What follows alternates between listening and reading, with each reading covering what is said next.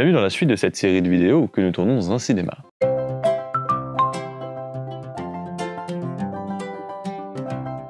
Le 19 janvier, c'est la journée internationale du popcorn. Est-ce que c'était nécessaire d'y consacrer une journée? Je ne pense pas. Et vu qu'on n'est pas le 19 janvier, on va pas en parler. Allez, balai de cachoun.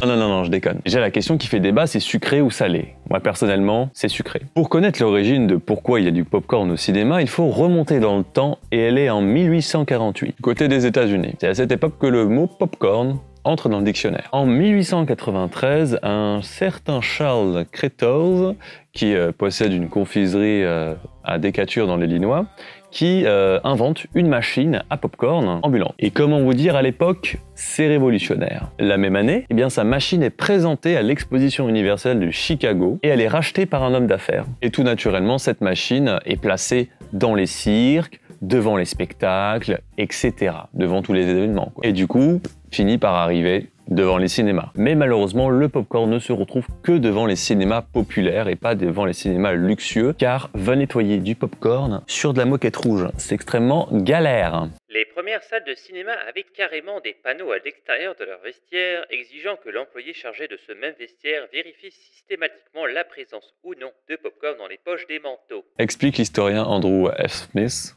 C'est dur à dire. Il a écrit un bouquin qui s'appelle Poped Culture, A History of Popcorn in America.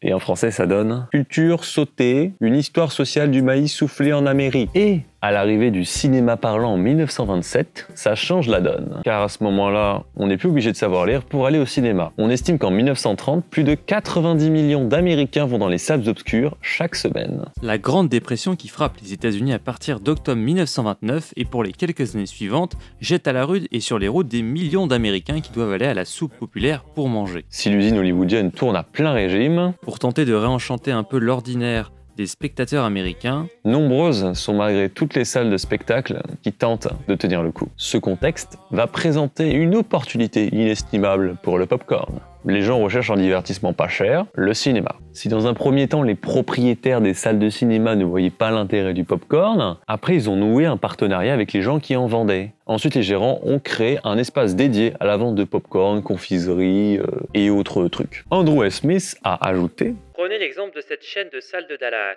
qui installa des machines à popcorn dans 80 de ses salles, sauf 5, qu'elle jugeait les plus prestigieuses.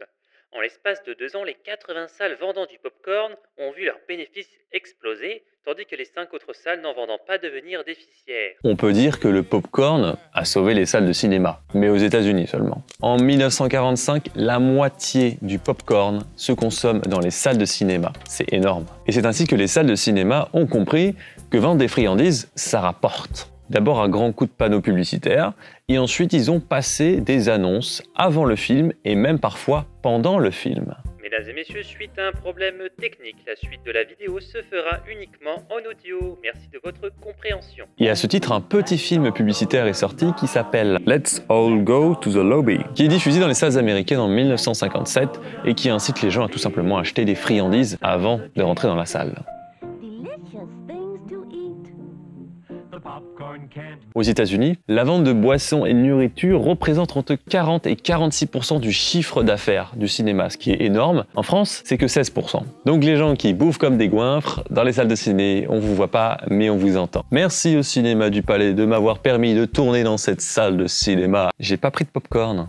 J'aurais peut-être dû, non? Si vous voulez retrouver leur programme, où se trouve le cinéma, etc., je vous mets le lien dans la description. J'espère que cette vidéo vous aura plu. Vous pouvez l'aimer, vous pouvez la partager pour développer cette chaîne. Et moi, je vous dis, balai de cachoun.